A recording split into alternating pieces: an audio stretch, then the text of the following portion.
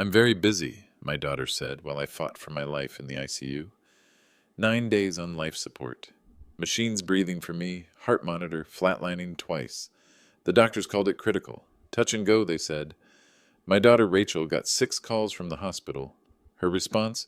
Look, I'm dealing with the Blackwood family reunion right now. Call me when it's actually serious. The nurse's jaw dropped. Other families in the ICU waiting room stopped their conversations and stared. Here I was, 66 years old, dying alone, with tubes down my throat and machines keeping me alive.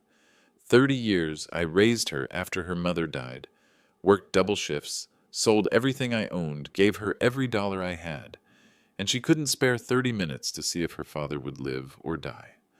But what Rachel didn't know, what her wealthy in-laws definitely didn't know, was that this poor mailman had been keeping a $1.8 million secret. But before I tell you what happened next, let me know where you're watching from and don't. My name is Damon Rutherford. For 35 years, people saw the uniform and assumed mailman. They were wrong. I was a postal inspector. While regular carriers delivered mail, I investigated fraud, money laundering, identity theft. The kind of work that teaches you to notice what people don't say, to document everything, to follow the money trail until it leads you to the truth. My apartment looked modest. 2 bedrooms, 15-year-old Toyota in the parking lot. Same furniture I'd bought when Rachel was in high school. Neighbors probably figured I was scraping by on a government pension. Simple lifestyle, simple man. The truth was different. 35 years of inspector salary, careful investments, living below my means had built something substantial.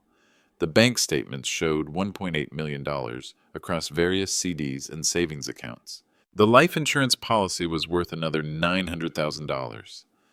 I chose to live humbly. I wanted Rachel to value work, not wealth. I wanted her to understand that money was a tool, not a goal.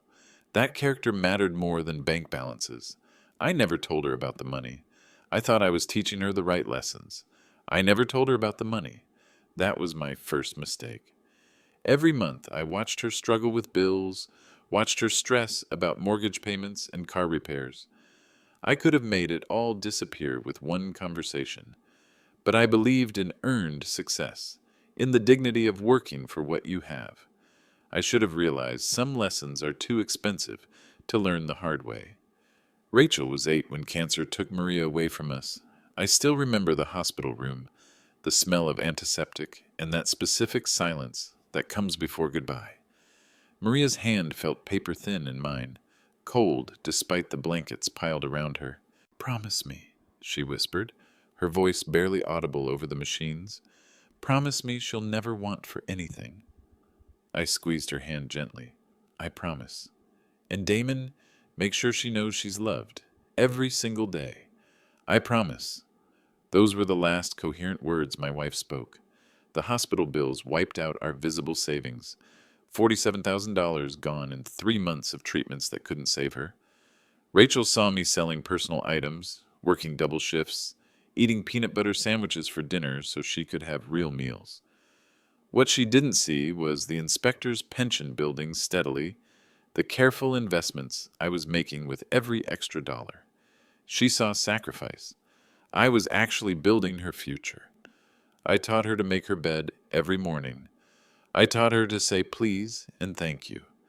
I taught her that family comes first, that loyalty matters more than anything else money can buy. On her graduation day from high school, she hugged me tight and said, "Dad, you're my hero. I want to be just like you when I grow up." She was everything to me. I thought I was everything to her. But people change. Circumstances change. And sometimes the promises we make in hospital rooms become the very things that blind us to what's happening right in front of us. Rachel earned a full scholarship to State University, academic merit, just like I'd hoped. But scholarships don't cover everything. Room and board, books, the little extras that make college bearable for a kid who'd already lost so much. I quietly supplemented her aid package with $40,000 over 4 years. Money orders sent to her account, always with simple notes.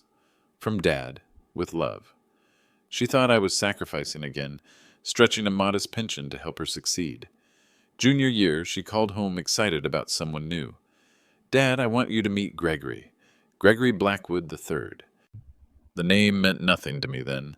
Gregory's family owned a hedge fund worth $50 million. Old money, the kind that builds estates in the Hamptons and measures success in generations, not paychecks.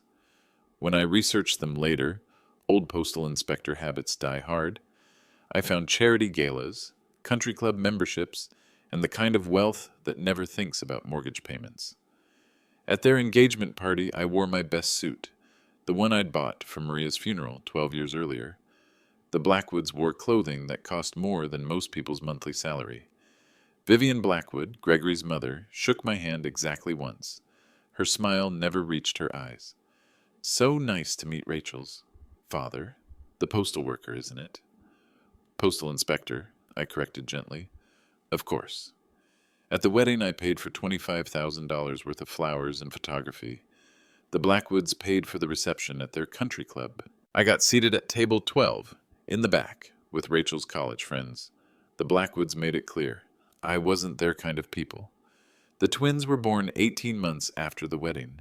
Charlotte and Benjamin, beautiful children who carried Rachel's eyes and Gregory's sense of entitlement. I opened education accounts for each of them the day they came home from the hospital.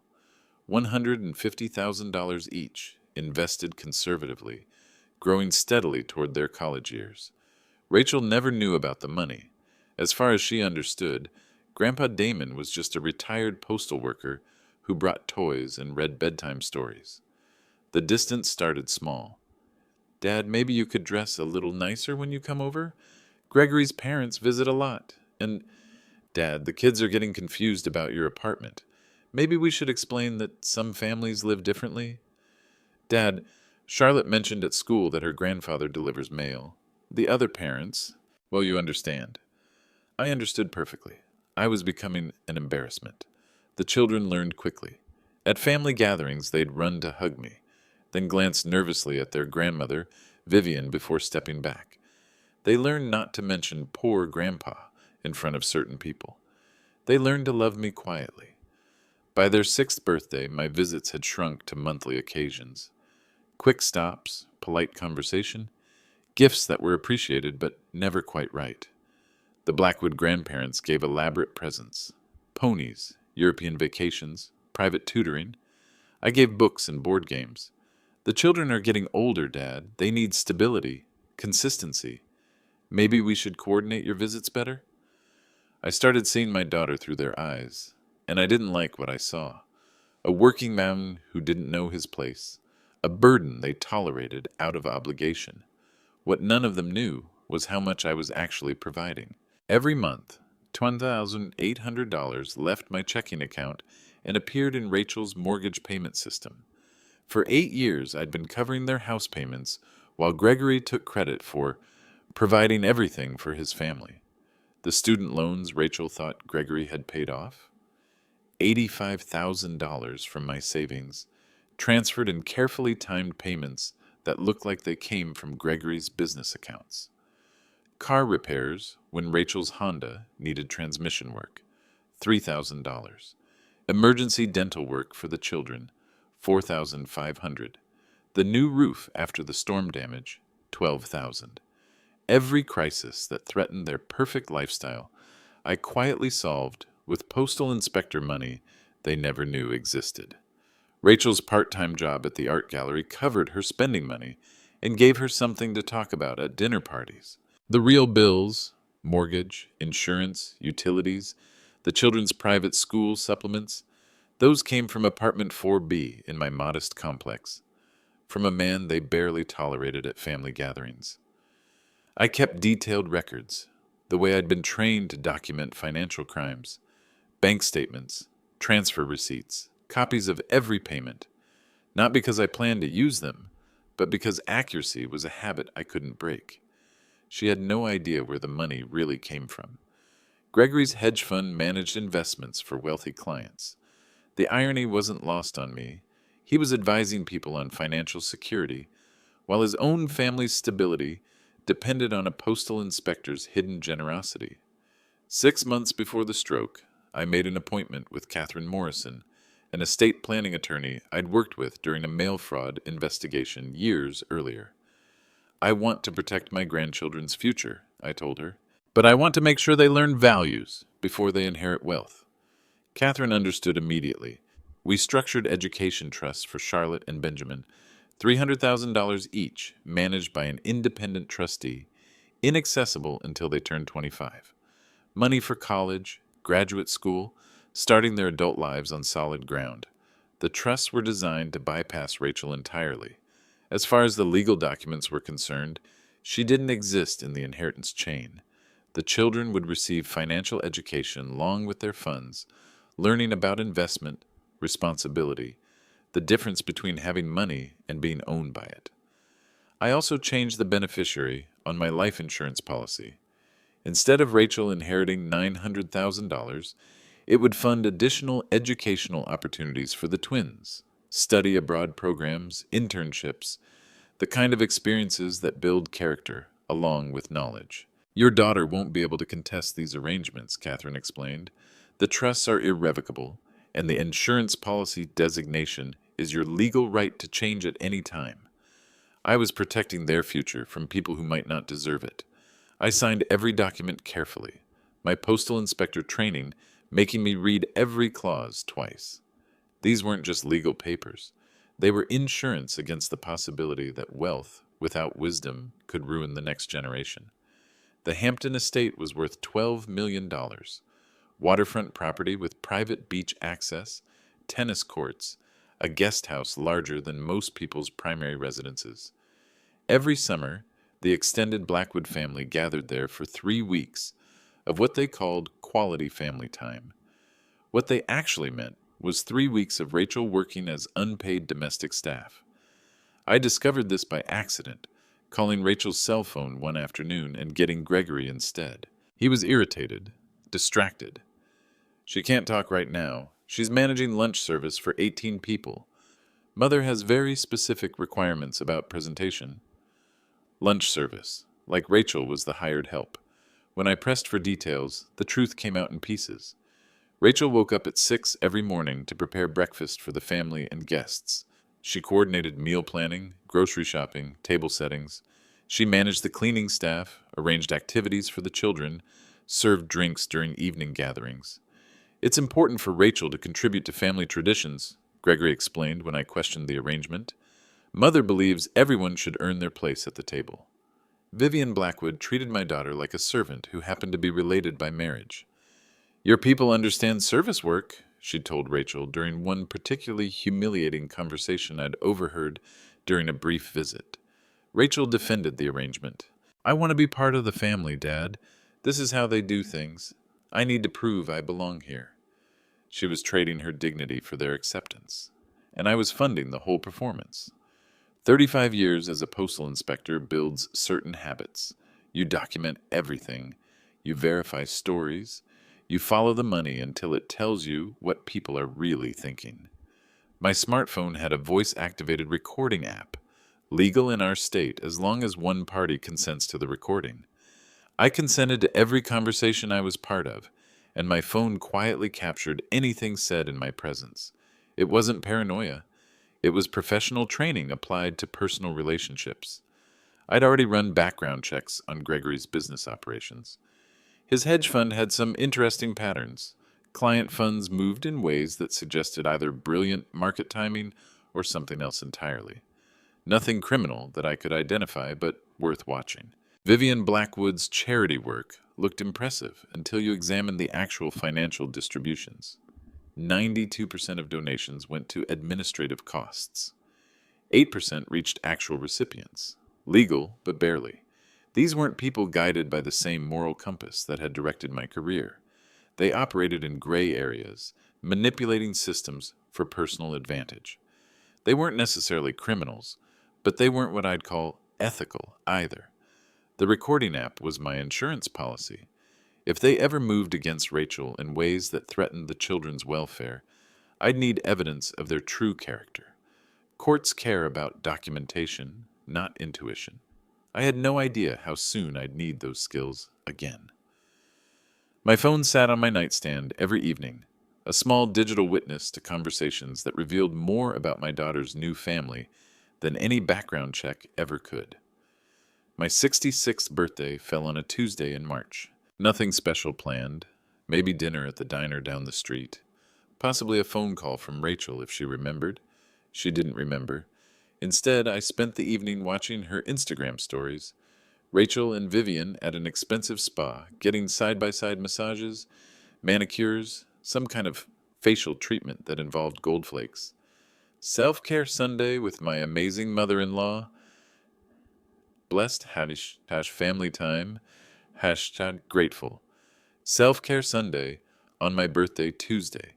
The spa package passed down but $1,200, according to the location tag, and promotional materials I found online later. Exactly the amount of Rachel's monthly allowance, money she thought came from Gregory's generosity, but actually came from my postal inspector pension. I sat in the corner booth at Murphy's Diner, eating meatloaf and mashed potatoes, watching my daughter spend my money to bond with the woman who treated her like hired help. The waiter, an older guy named Frank who'd served me for years, noticed I was alone. "Special occasion tonight, Mr. Rutherford?" "Used to be," I said. The next morning, Rachel called. "Dad, I'm so sorry about yesterday. Things have been crazy with Gregory's work situation. How was your day?" "Quiet," I told her. "Nothing special." "Well, we should definitely catch up soon. Maybe next weekend?" Next weekend never came. It never did anymore. But the receipt from the spa treatment told its own story. $1,200 for relaxation and bonding, funded by the postal inspector. They were too busy to call on his birthday. Charlotte's elementary school graduation ceremony was scheduled for Thursday afternoon at 2 o'clock. I'd marked it on my calendar the day Rachel mentioned it 6 weeks earlier. Bought a card, picked out a gift, a first edition copy of Anne of Green Gables I'd found at an estate sale. The invitation never came. Thursday afternoon I waited by the phone. Maybe they were running late. Maybe the ceremony had been moved. Maybe Rachel would call with details about the celebration dinner afterward. Instead, I learned about my granddaughter's milestone from Facebook. Photos of Charlotte in her tiny cap and gown, surrounded by both sets of grandparents. Gregory's parents front and center, Vivian holding a massive bouquet of roses. Rachel beaming proudly beside her daughter. A perfect family moment, carefully documented and shared with 237 friends. No mention of Grandpa Damon, no explanation of his absence. As far as social media was concerned, Charlotte had only one grandfather in attendance, Gregory Blackwood Sr., distinguished and appropriate in his expensive suit. I'd sent a $500 gift card to Charlotte's favorite bookstore, along with a note congratulating her on her achievement. The card was signed "Love, Grandpa Damon," and mailed directly to Rachel's house. 2 weeks later, Charlotte called to thank me for the wonderful present Daddy bought for her graduation. She had no idea the gift card came from me. Gregory had removed my note and claimed credit for the gift. "Daddy bought me the best present ever, Grandpa. A whole bunch of books." My granddaughter was learning to thank the wrong person for kindnesses they hadn't shown, and I was learning how thoroughly I'd been erased from the narrative of their lives.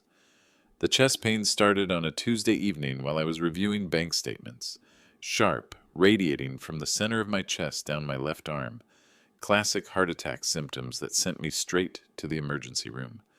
I called Rachel from the ambulance. "Dad, this isn't a great time. We're entertaining Gregory's biggest clients tonight. Can this wait until tomorrow?" "Rachel, I'm in an ambulance. I think I'm having a heart attack." Silence on her end. Background noise of cocktail party conversation. Laughter. The clinking of expensive glasses. "Are you sure it's serious? You know how you worry sometimes. Maybe it's just indigestion?" The paramedic looked at me with concern. Not about my heart rate, but about the conversation he was overhearing. "The doctors will figure it out, Dad. I really can't leave right now. Gregory's worked months to set up this dinner. Text me when you know something definite, okay?" She hung up before I could answer. 6 hours in the emergency room. EKG, blood work, chest x-rays. The cardiologist, Dr. Patel, ran every possible test before determining it was a severe anxiety attack, not a heart attack. Stress-induced, but not life-threatening. You were lucky tonight, he said, but chronic stress can trigger real cardiac events. Family support makes a significant difference in recovery outcomes. I left the hospital at 3 in the morning alone with a prescription for anxiety medication and instructions to reduce stressful situations in my life. Rachel texted the next day. Heard you went to hospital. Drama much? Glad you're fine. Talk soon. I should have realized then. She was already gone. The daughter I'd raised would never have chosen cocktail party obligations over her father's emergency. This person wearing Rachel's face was someone else entirely. I discovered the full scope of Rachel's degradation by accident, through a conversation I wasn't supposed to hear. Mrs. Patterson, my neighbor across the hall, was having coffee with her sister when I passed by their open door carrying groceries. They were discussing vacation plans, specifically the sister's upcoming visit to the Hamptons. We're staying at the Blackwood Estate, she was saying. You know, the big place on Dune Road? My friend Miriam cleans for them sometimes during their family gatherings. I slowed down, pretending to struggle with my keys. Miriam says it's sad, really. They have this daughter-in-law who basically runs the whole household during summer parties. Poor thing works from sunrise to midnight. Cooking, cleaning, managing staff, entertaining guests. Like she's trying to prove she deserves to be there. Mrs. Patterson's sister continued. Miriam heard the mother-in-law telling friends that your daughter-in-law is so helpful in that tone rich people use when they mean knows her place. My hands went cold. The woman's father is some kind of postal worker, apparently. They act like she should be grateful they let her marry into the family. Miriam says she's never seen anyone work so hard for approval from people who treat her like staff. I stood in the hallway for 10 minutes after their conversation ended, grocery bags cutting into my palms, understanding finally hitting me like a physical blow. Rachel wasn't just visiting the Hamptons. She was performing servitude for people who saw her as beneath them. And she was defending it as family tradition. What I found in her closet would break any father's heart. The next time I visited, I looked more carefully. Rachel's hands had small burns from kitchen work. Her clothes showed wear patterns consistent with physical labor. It happened on a Sunday evening in July. I was reviewing financial statements at my kitchen table, calculating how much support I'd provided Rachel over the past year, when the headache hit like lightning. Not a normal headache, something massive, crushing, like my skull was being compressed in a vice. The papers on the table blurred into incomprehensible shapes. My left arm went completely numb. I tried to stand up and fell immediately. The kitchen floor felt cold against my cheek. I could taste blood from biting my tongue during the fall. Mrs. Patterson found me 3 hours later. She'd heard the thud through our shared wall and waited politely before knocking. When I didn't answer, she used the spare key I'd given her for emergencies. Oh my God, Damon! The ambulance ride was a blur of sirens, medical terminology I couldn't process. Paramedics talking about blood pressure and response times. They called it a hemorrhagic stroke, bleeding in the brain that required immediate surgery and induced coma to reduce swelling. Dr. Martinez, the ICU attending, explained the situation to whoever was listening. Next 72 hours are critical. Brain swelling could cause permanent damage or death. Family members should be notified immediately. They called Rachel's number 6 times during my first day unconscious. 6 calls that went straight to voicemail. Day 1, no daughter. Day 2, silence. By day 3, the nursing staff was exchanging glances when they checked my phone records. Families usually arrived within hours of getting these kinds of calls. Rachel finally responded on day 4, not to the hospital, but with a text message that told them everything they needed to know about my daughter's priorities. So sorry I missed your calls. Crazy busy with summer activities for the kids. How is Dad doing? Nurse Patricia showed me the text later, after I'd regained consciousness. Professional healthcare workers maintain careful emotional boundaries, but even Patricia couldn't hide her shock at the casual tone. The truth, which we pieced together from Rachel's social media posts, was different from her crazy busy explanation. She wasn't managing children's summer activities. She was managing the Blackwood family's 3-week reunion at their Hampton estate. 23 guests across main house and guest cottage. Rachel coordinating meal preparation for breakfast at 7, lunch at 1, dinner at 7:30. Fresh flowers arranged daily, guest rooms serviced and restocked, children's activities organized and supervised, evening entertainment planned and executed. Vivian Blackwood's requirements were specific and demanding. Family tradition dictates that newer family members demonstrate their commitment to Blackwood standards. She'd explained to Rachel years earlier, service is how we show gratitude for acceptance. While I lay unconscious with machines breathing for me, Rachel was polishing silver, arranging place settings, and coordinating theme pairings for people who considered her father a social embarrassment. Instagram told the story in carefully curated images. Rachel in formal service attire, carrying trays, managing logistics. Never a guest at these gatherings, always staff. The captions were full of grateful hashtags. Hashtag blessed, hashtag family time, hashtag tradition, hashtag grateful. Gregory posted his own photos from the same events. Lounging on the tennis court, sailing with his father, drinks on the veranda at sunset. A man of leisure, supported by a wife who worked 18-hour days to earn his family's conditional acceptance. And through it all, my phone rang unanswered while I fought for my life 900 miles away. Nurse Patricia heard the conversation that changed everything. Day 6 of my coma. Patricia was updating my chart when Rachel finally called the hospital directly. The conversation happened outside my room, but ICU rooms aren't soundproof. Patricia heard every word through the slightly open door. Look, I understand you're concerned, but my father is stable, right? The doctor said he's in induced coma for brain swelling reduction. That's not the same as dying. Patricia moved closer to the door. Professional curiosity mixed with growing concern about the family dynamics she'd been observing. The thing is, I'm in a really difficult position here. My mother-in-law has spent months planning this reunion. 17 family members flew in from Europe. There are business connections, potential partnerships, family relationships that took years to develop. Rachel's voice carried the tone of someone explaining basic mathematics to a child. When my dad dies, we'll inherit enough to never worry about money again. But right now, I need to focus on relationships that matter for my children's future. This reunion could make or break us with Gregory's family. Patricia's pen stopped moving across the chart. Can't someone else manage the intensive care situation? I mean, he's unconscious anyway. It's not like he knows whether I'm there or not. The silence that followed was deafening.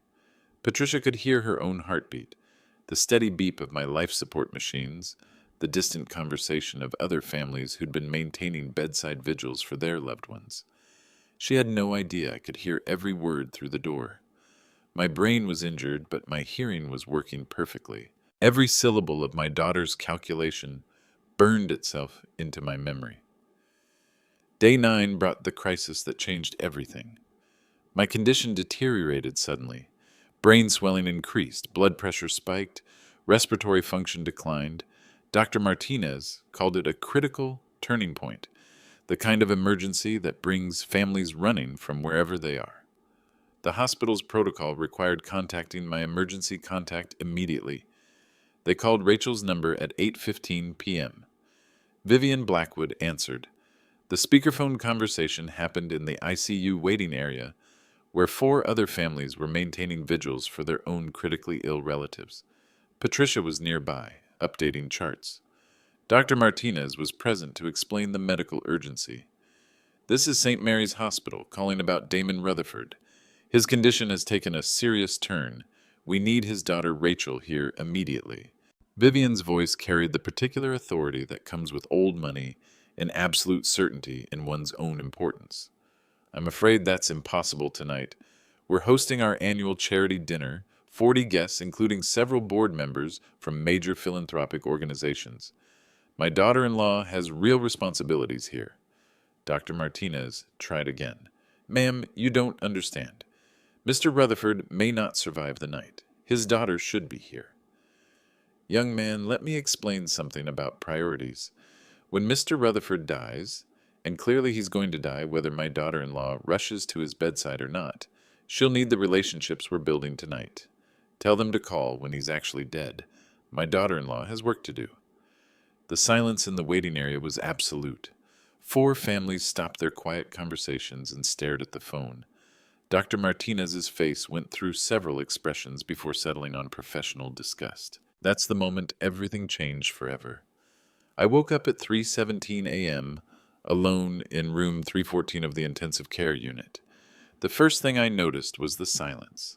No machine sounds, no breathing apparatus, just the steady beep of a heart monitor and the distant sounds of a hospital at night. My brain felt different, clearer somehow, like someone had removed a heavy fog I hadn't realized was there. Nurse Patricia was checking monitors when my eyes opened. "Thank God," she whispered. "We weren't sure you'd come back to us." My voice came out like gravel. "How long?" 9 days. You've been unconscious for 9 days. 9 days.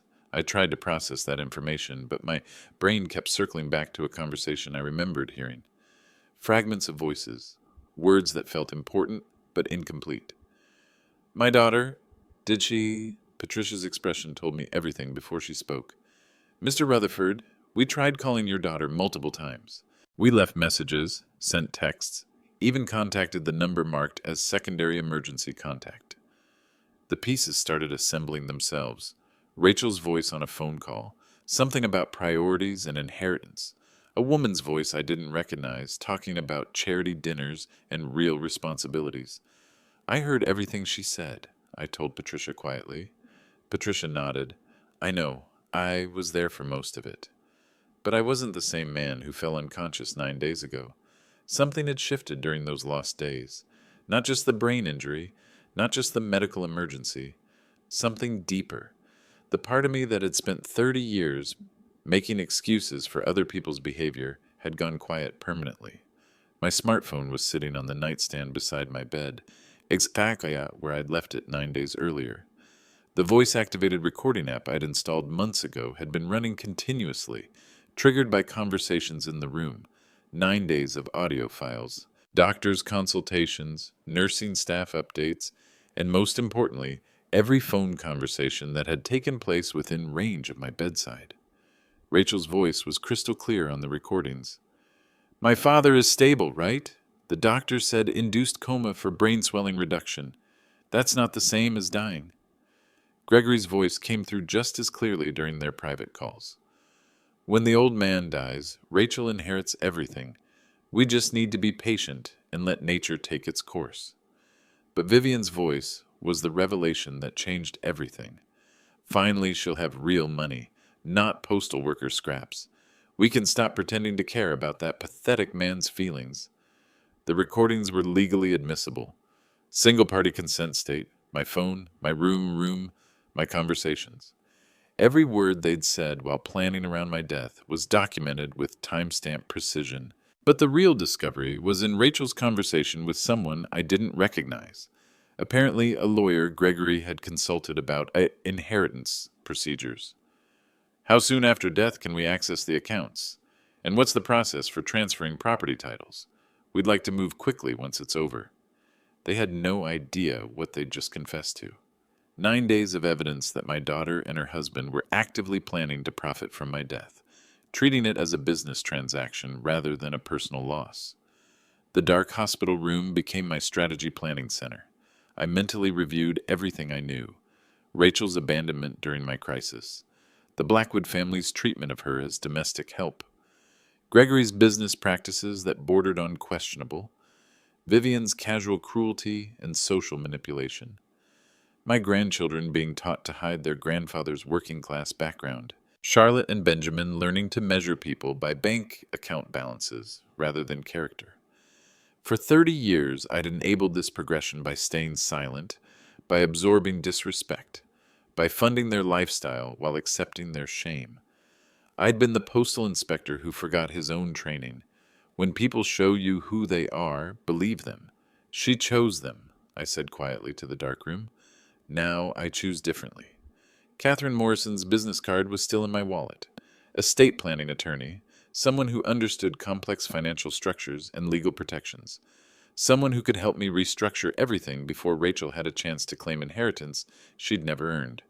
The decision crystallized with surprising clarity. Rachel wanted to wait for my death to access postal inspector money? She could wait forever. I'd spent 9 days unconscious while she planned my financial funeral. She'd made her priorities clear during the most vulnerable moment of my life. Time to show them what postal inspector money looks like when it's managed by someone who knows how to follow evidence to its logical conclusion. By morning, I knew exactly what needed to happen. Catherine Morrison arrived at the hospital at 10 a.m. sharp, carrying a leather briefcase and the focused expression of someone who'd handled complicated family dynamics before. "Damon, I came as soon as I got your call. How are you feeling?" "Clear-headed for the first time in years," I told her honestly. We spread legal documents across the hospital bed table. Catherine had brought everything I'd requested: will revision forms, power of attorney documentation, beneficiary change paperwork for insurance policies, and retirement accounts. "Let's start with the estate revision," she said, uncapping her fountain pen. "You want to remove Rachel completely as beneficiary?" "Completely. Everything goes to the children's education trusts we established, managed by the independent trustee." Catherine made careful notes. The $1.8 million in savings and CDs, split between their trusts. They get access at 25, with mandatory financial education requirements. Life insurance policy? Same. 900,000 divided equally, trust managed until they're mature enough to understand the responsibility. The power of attorney revocation was equally straightforward. Rachel had never formally been granted legal authority over my finances, but we eliminated any possible claims she might make based on family relationship. "One more thing," I said, handing Catherine my phone. "I want copies of these audio recordings placed in sealed envelopes with the estate documents. If anyone contests the will changes, these recordings establish the family dynamics that influenced my decisions." But that was only the beginning of their surprises. Catherine smiled grimly. "Damon, I've been doing estate planning for 25 years. This is some of the most thorough evidence of beneficiary unworthiness I've ever seen. Now let's calculate what I've actually provided them over the years," I told Catherine, pulling out the organized files I'd maintained with postal inspector precision. The mortgage payments were easy to document. $2,800 monthly for 96 months. I handed Catherine the bank transfer records. $268,800 in house payments, she calculated. "They have no idea this was coming from you? Rachel thinks Gregory's been making the payments automatically. Gregory thinks his trust fund covers it." Student loan documentation came next. $85,000 in carefully timed payments that had eliminated Rachel's educational debt without anyone realizing the source. Car repairs, emergency medical bills, private school supplements for the children, and I continued laying out receipts and transfer records. Everything that maintained their lifestyle while they pretended I was barely surviving on a pension. Catherine's pen moved steadily across her legal pad. "Children's education trusts you've already established. $600,000 total. Plus life insurance beneficiary changes, additional educational funds." The final calculation took Catherine 15 minutes of careful arithmetic. When she finished, her expression was somewhere between amazement and disgust. "Total secret support to Rachel over 8 years, $953,800. Support they not only never acknowledged, but actively denied was happening while planning to inherit your remaining assets." We prepared a complete documentation package: bank statements, transfer records, trust paperwork, insurance policy changes, every dollar accounted for, every decision legally justified. The truth was about to become very expensive for people who'd taken my generosity for granted. Catherine helped me organize the audio files into a legal evidence package that would make any prosecutor proud. "These recordings are extraordinary," she said, reviewing the transcripts I'd prepared. "Clear evidence of conspiracy to exploit inheritance, public humiliation of a dying family member, and what amounts to elder financial abuse planning." We cleaned up the audio files using software Catherine's firm employed for court presentations. Every conversation was enhanced for clarity, time-stamped for accuracy, and organized by speaker identification. The most damning recording was Vivian's conversation with the hospital staff. Her voice came through with crystal clarity. "Tell them to call when he's actually dead. My daughter-in-law has work to do." But Rachel's private phone calls to Gregory were equally revealing. "The inheritance will solve all our financial problems. We just need to be patient until nature takes its course." "I want copies of these sent to every member of both families," I instructed Catherine. "Email distribution with red receipts required."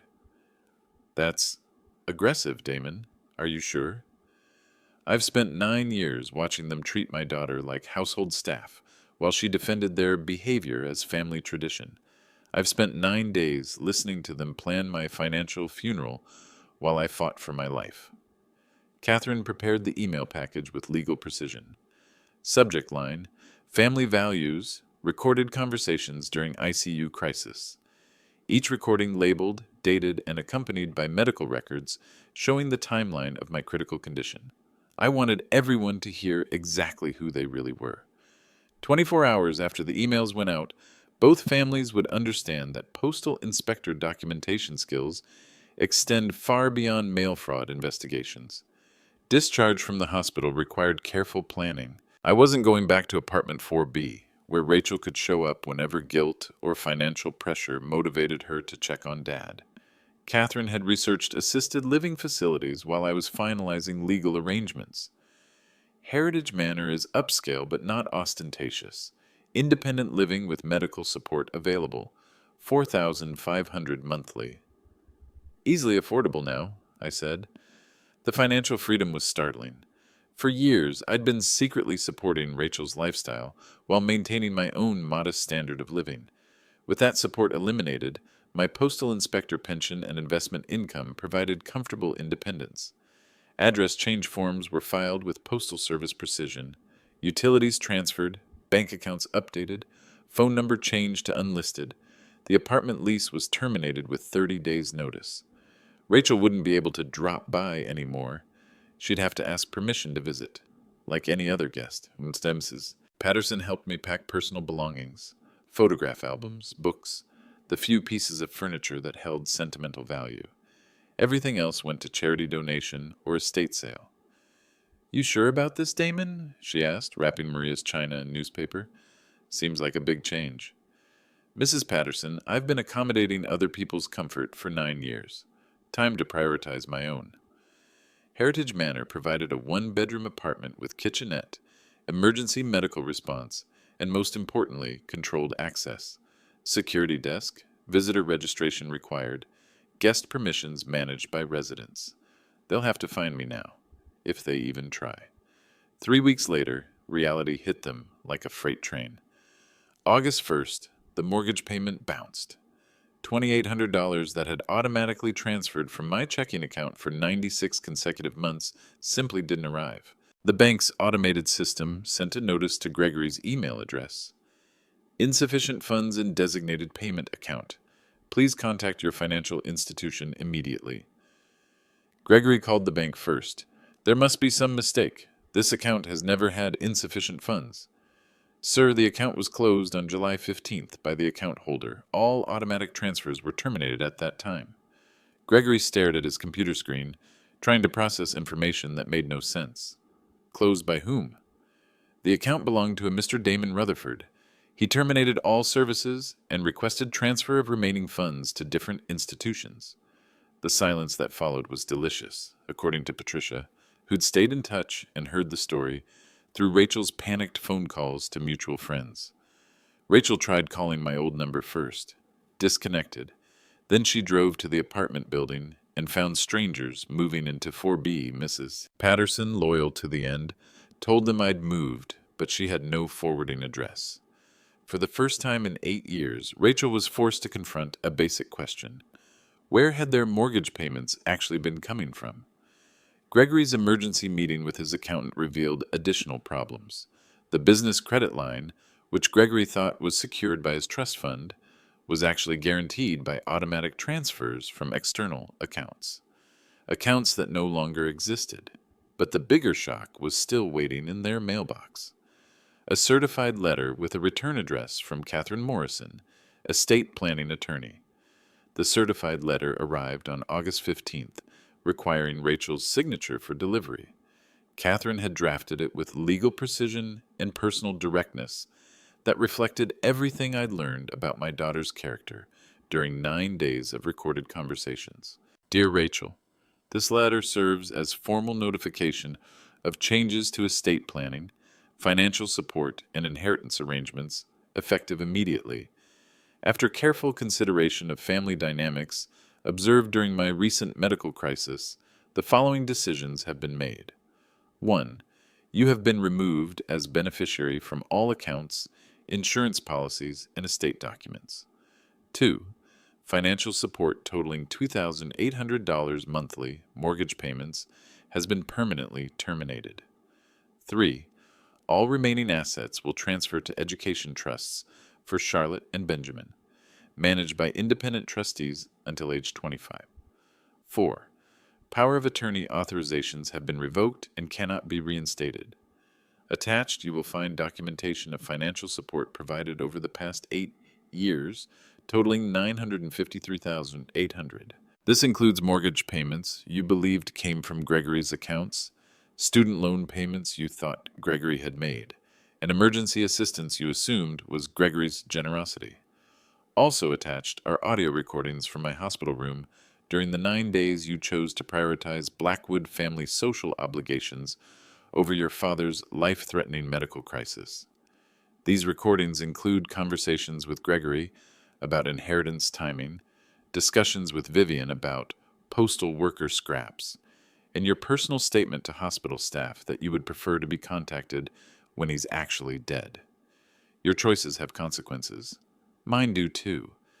The children's education funds will teach them about responsibility, respect, and the difference between having money and being owned by it. Lessons you apparently never learned. Sincerely, Damon Rutherford. P.S. My new address is available through Catherine Morrison if you wish to apologize. And the letter included a complete financial breakdown and copies of the most damaging audio recordings. Heritage Manor felt like freedom. My apartment overlooked a small garden where residents grew vegetables and flowers. Morning coffee on the balcony became a ritual of peace I'd forgotten was possible. No phone calls demanding emergency assistance. No guilt about not doing enough. No walking on eggshells around people who treated me like a burden. Physical therapy helped me regain strength from the stroke. The medical staff was impressed by my progress, but I wasn't surprised. Stress reduction works better than any medication. Patricia visited twice a week. Our friendship had developed beyond the professional relationship of nurse and patient.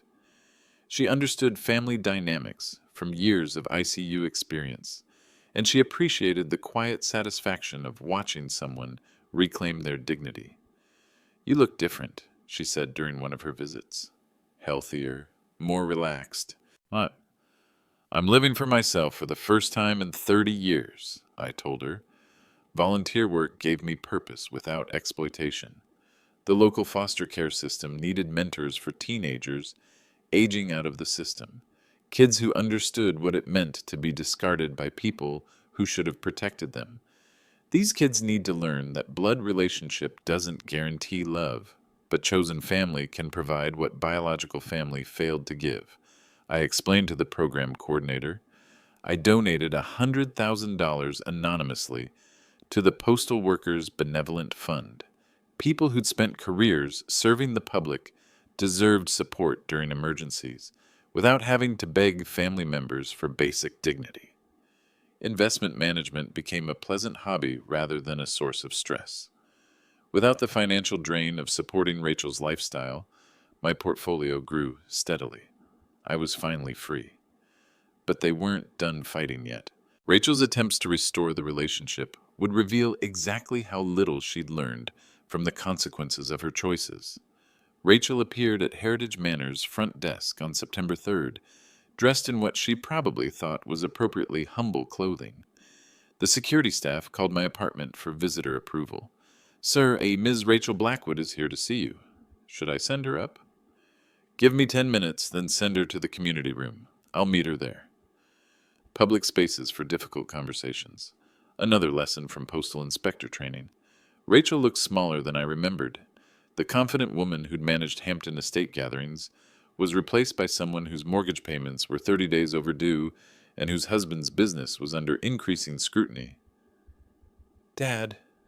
Tears formed immediately. I'm so sorry. I had no idea about the money. Gregory made me believe. I thought... I gestured to the chair across from me. What did you think, Rachel? I thought you were barely getting by on your pension. I thought Gregory was providing for us. I had no idea you were sacrificing so much. The practice phrases came out smoothly, too smoothly. This was a presentation she'd rehearsed, probably with Gregory's coaching about what a postal inspector father would want to hear. And the 9 days I was unconscious in intensive care? I was confused, scared. The Blackwoods have these expectations, and I didn't know how to handle the pressure. Rachel, I heard every conversation you had during those 9 days. Every word. Her face changed. The tears stopped as calculation took over. Look, Dad, I understand you're hurt, but we could still work this out. The inheritance money, we could find a way to share it that works for everyone. There it was, the truth beneath the apology. She wasn't sorry about abandoning me during a medical crisis. She was sorry about losing access to money she'd never earned. Security escorted her out when the conversation became loud enough to disturb other residents. House foreclosure proceedings began in October. Without the $2,800 monthly payments that had mysteriously appeared for 8 years, Rachel and Gregory couldn't cover their mortgage obligations. Gregory's hedge fund income was substantial, but not substantial enough to support the lifestyle they'd built on borrowed money and hidden subsidies. Credit cards reached maximum limits as they tried to maintain appearances. The Hampton estate visits became working vacations where Rachel performed increasingly desperate service for Vivian's conditional approval. But Gregory's business faced bigger problems than missing mortgage payments. The SEC investigation I'd triggered through anonymous tips was revealing interesting patterns in client fund management. Nothing criminal enough for immediate charges, but suspicious enough to freeze accounts and suspend trading permissions. Your husband's business practices are under federal review, Catherine informed me during our monthly check-in. Turns out postal inspector tips carry significant weight with financial crimes investigators. Vivian Blackwood's response to their financial crisis was predictably cold. I'm afraid we can't provide emergency assistance, dear. You're not blood family, and Gregory needs to handle his own business affairs. The woman who demanded Rachel serve drinks to charity dinner guests refused to help with mortgage payments. Rachel was learning the difference between conditional acceptance and actual family support. But the most devastating revelation was still coming. Charlotte and Benjamin, now 9 and 7, were beginning to ask questions about why they couldn't visit Grandpa Damon anymore, why their house might be sold, and why Mommy seemed scared all the time. They had no idea that their educational futures were protected by trust funds their grandfather had established before anyone realized they'd need protection from their own parents' financial decisions. The audio recordings went viral within our local community. Patricia had shared copies with several ICU nurses who shared them with family members, who posted excerpts on social media with appropriately outraged commentary. Listen to how this wealthy family talks about a dying father. The Blackwood family's social standing crumbled quickly. Vivian was quietly removed from 3 charity boards after recordings surfaced of her telling hospital staff to call when he's actually dead. Country club members began avoiding their table at dinner events. The local newspaper picked up the story through a reporter whose own elderly father had been hospitalized the previous year. Wealthy families' ICU cruelty caught on recording became the most shared article in the paper's digital history. Gregory's business clients began requesting account transfers. Nobody wanted their financial planning handled by someone whose family conversations revealed such callous disregard for basic human decency. Rachel tried damage control through social media posts about misunderstandings and taken out of context, but the recordings were too clear, too specific, too obviously authentic. "My father was never in real danger," she posted on Facebook. "The doctor said his condition was stable." Patricia responded publicly with medical records showing I'd been on life support for 9 days with uncertain prognosis. The boucle between Rachel's revised narrative and documented medical reality made her dishonesty obvious. But the children's reactions surprised everyone. Charlotte and Benjamin had been shielded from the worst of the controversy, but children notice when phone calls make parents angry, when social invitations stop coming, when conversations end abruptly, when they enter rooms. They started asking questions their parents couldn't answer honestly.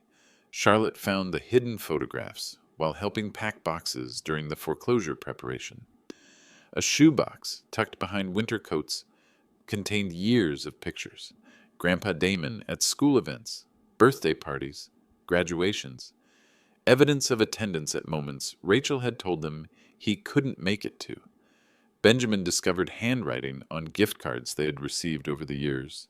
The same neat penmanship that had signed cards, "Love Grandpa Damon." Handwriting that didn't match any cards they had been told came from Daddy's generosity. "Mommy," Charlotte asked during a quiet dinner, "why are there pictures of Grandpa at my graduation if you said he wasn't there?"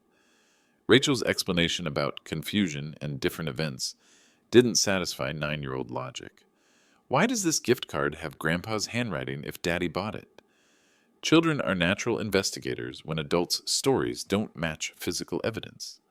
Charlotte and Benjamin began comparing notes, assembling a timeline that revealed years of hidden visits, replaced gifts, and false explanations. The critical discovery came when Benjamin called Heritage Manor directly, using information literacy skills his expensive private school had taught him. "Can I speak to my Grandpa Damon Rutherford, please? Benjamin? Your grandfather talks about you and Charlotte constantly. He'd love to hear from you.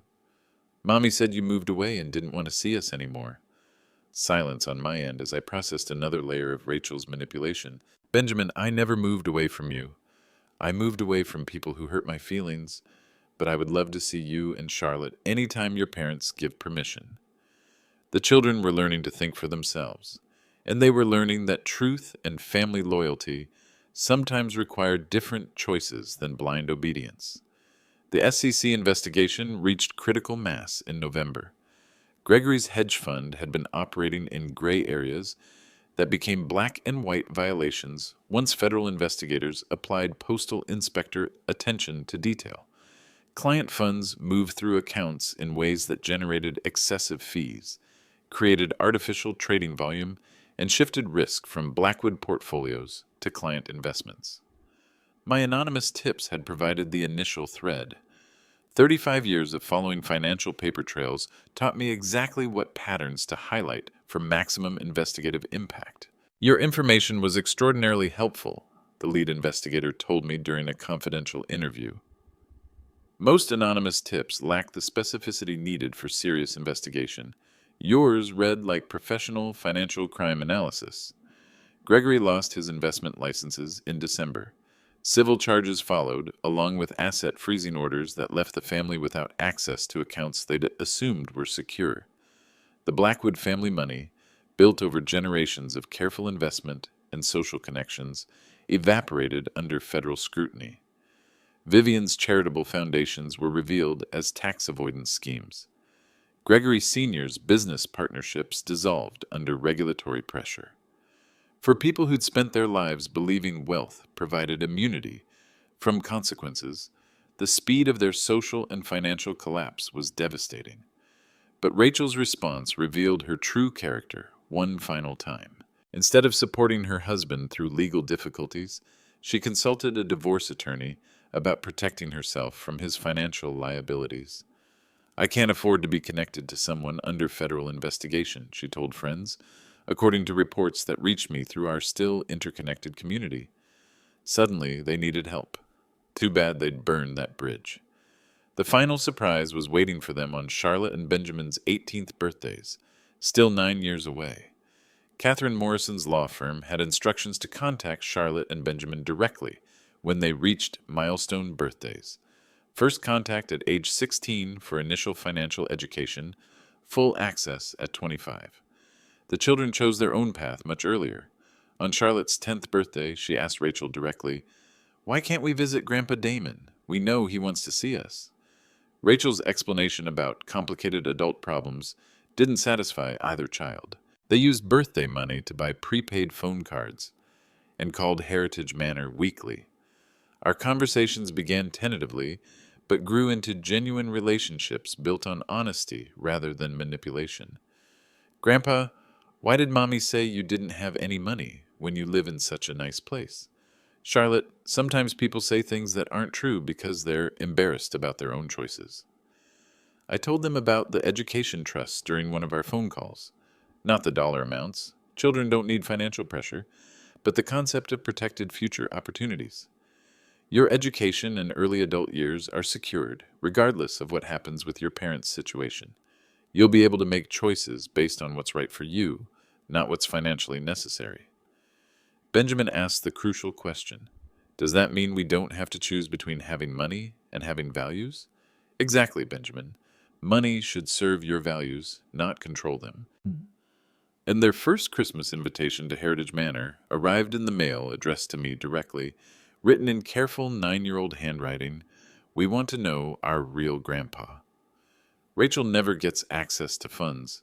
They bypass her completely, ensuring that the next generation learns different lessons about family loyalty and respect, authority that made difficult truths easier to accept.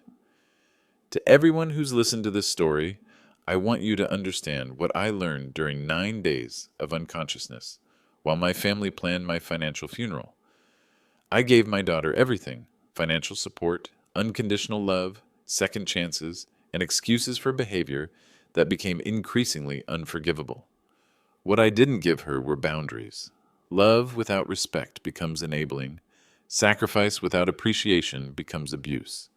For 30 years, I confused supporting my daughter with funding her disrespect. I thought providing for her meant accepting treatment that no parent should tolerate. The stroke saved my life in ways that have nothing to do with medical intervention. It showed me exactly who my daughter had become when she thought I couldn't hear her true priorities. The children will learn values first, inherit wealth second. They'll understand that money is a tool for building character, not replacing it. They'll know their grandfather was someone who served his community with pride, not someone to hide from wealthy friends. Catherine Morrison and I meet monthly to review their educational progress and trust management. Charlotte wants to study journalism. Benjamin is interested in public service. They're learning that helping others is more important than impressing others. The greatest gift you can give someone is letting them face the consequences of their choices. Meeting with Catherine had become one of my favorite monthly rituals. The children visited weekly, learning Postal Service history and the satisfaction of work that serves something larger than yourself.